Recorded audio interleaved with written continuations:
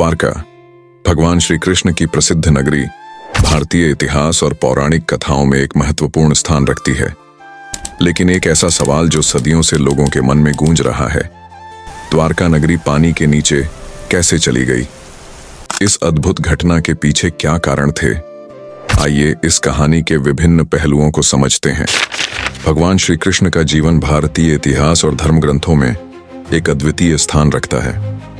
उनके अद्भुत कार्य, उनकी शिक्षा और उनके द्वारा बसाई गई नगरी द्वारका सभी कुछ आज भी हमारी संस्कृति का हिस्सा है। महाभारत और भागवत पुराण में वर्णित द्वारका नगरी का निर्माण और उसका महत्व एक रोमांचक कथा के रूप में प्रस्तुत किया गया है। जब कंस का वध करने के बाद श्री कृष्ण मथुरा लौटे तो उन्हें अपनी प्रजा की सुरक्षा की चिंता सताने लगी। कंस के मारे जाने के बाद उसके ससुर जरासंध ने मथुरा पर बार बार हमला किया। मथुरा की जनता इन हमलों से त्रस्त हो चुकी थी। श्री कृष्ण ने यह महसूस किया कि मथुरा को इन हमलों से बचाने के लिए कोई स्थायी उपाय करना होगा। तब उन्होंने मथुरा से दूर समुद्र के किनारे एक नई नगरी बसाने का निर्णय लिया।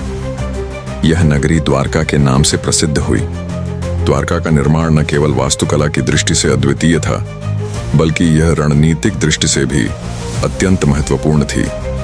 समुद्र के किनारे स्थित इस नगरी को प्राकृतिक सुरक्षा प्राप्त थी।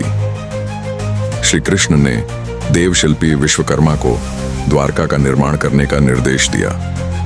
पौराणिक कथाओं के अनुसार विश्वकर्मा ने समुद्र देवता से अनुमति लेकर समुद्र के जल को पीछे हटाया और द्वारका के लिए स्थान बनाया।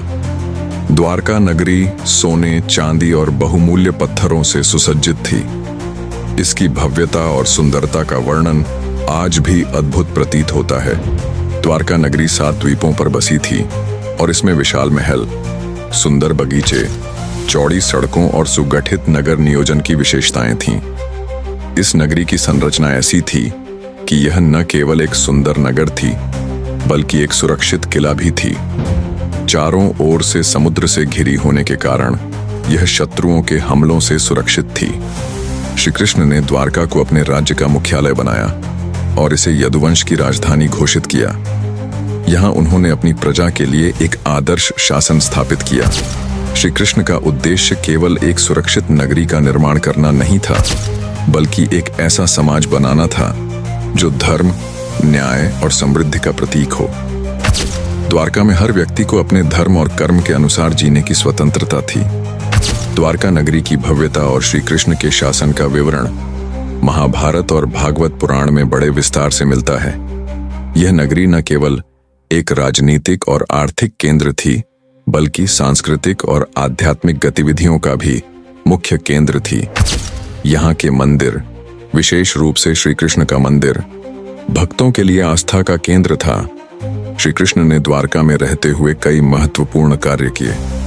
उन्होंने धर्म की स्थापना और अधर्म का नाश करने के लिए कई युद्ध लड़े। महाभारत के युद्ध में उनकी भूमिका सबसे अधिक महत्वपूर्ण थी। पांडवों के पक्ष में रहते हुए उन्होंने धर्म की रक्षा की और कुरुक्षेत्र के मैदान में अर्जुन को गीता का उपदेश दिया।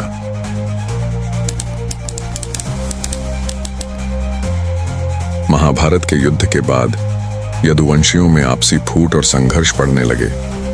भगवान श्री कृष्ण, जो अपने जीवन का उद्देश्य पूरा कर चुके थे, ने अपने अंत का समय नजदीक आते देखा। पुराणों में उल्लेख है कि एक शिकारी जरा ने गलती से कृष्ण को तीर मार दिया, जिससे उनकी मृत्यु हो गई। श्री कृष्ण की मृत्यु के बाद यदुवंशियों के बीच संघर्ष और अधिक बढ़ गया। यह भी कहा जाता है कि यदुवंशियों ने आपसी लड़ाई में ही एक दूसरे का अंत कर दिया।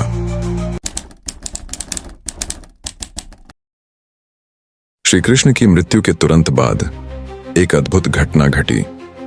ऐसा माना जाता है कि समुद्र ने धीरे धीरे द्वारका नगरी को अपने आगोश में लेना शुरू कर दिया। पौराणिक कथाओं के अनुसार यह घटना श्री कृष्ण की भविष्यवाणी के अनुसार हुई थी। उन्होंने कहा था कि उनके जाने के बाद द्वारका नगरी नष्ट हो जाएगी। यह भी माना जाता है कि द्वारका का जलमग्न होना प्राकृतिक आपदा का परिणाम था। भूवैज्ञानिक दृष्टिकोण से यह एक विशाल सुनामी या समुद्री जलस्तर बढ़ने का परिणाम हो सकता है। पौराणिक कथाओं के साथ साथ आधुनिक विज्ञान और पुरातत्व ने भी द्वारका के जलमग्न होने की कहानी को प्रमाणित किया है। 1980 के दशक में भारतीय पुरातत्व सर्वेक्षण ASI और समुद्री पुरातत्व संस्थान ने द्वारका के पास समुद्र के नीचे एक प्राचीन नगरी के अवशेष खोजे। इन अवशेषों में प्राचीन दीवारें, पत्थर के खंभे और सड़कों के संकेत मिले। यह खोज यह साबित करती है कि एक समय में द्वारका नगरी अस्तित्व में थी और वह किसी प्राकृतिक आपदा के कारण समुद्र में समा गई।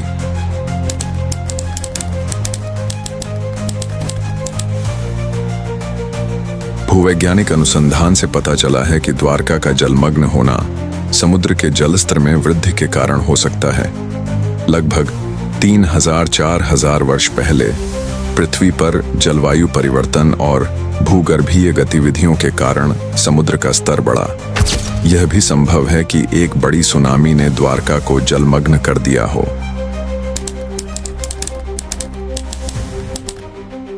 आज की द्वारका, जो गुजरात राज्य में स्थित है, एक प्रमुख तीर्थ स्थल है। यह जगह अपने धार्मिक और इतिहास के महत्व के लिए जाना जाता है। यहाँ स्थित द्वारिकाधीश मंदिर, जो श्री कृष्ण को समर्पित है, लाखों भक्तों को अपना और आकर्षित करता है। मंदिर की भक्ति और विशालता लोगों को यहाँ आने पर मजबूर कर देती है। द्वारका सिर्फ एक तीर्थ स्थल नहीं है, बल्कि ये एक ऐसी जगह है जहाँ धार्मिक और रहस्यमयी इतिहास का मेल है। यहाँ आने वाले लोग न सिर्फ अपनी श्रद्धा को पूरा करते हैं, बल्कि पुरानी जगह के इतिहास को भी याद करते हैं, जो समुद्र के नीचे छुपा हुआ है।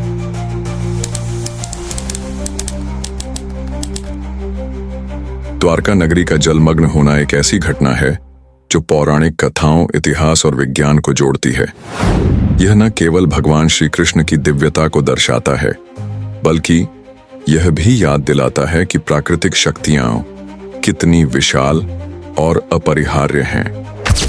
द्वारका की यह कहानी हमें हमारे इतिहास, संस्कृति और धरोहर की गहराई को समझने का अवसर प्रदान करती है। यह केवल एक प्राचीन नगर की कथा नहीं, बल्कि हमारे सभ्यता के उत्कर्ष और प्राचीन समृद्धि का प्रतीक है।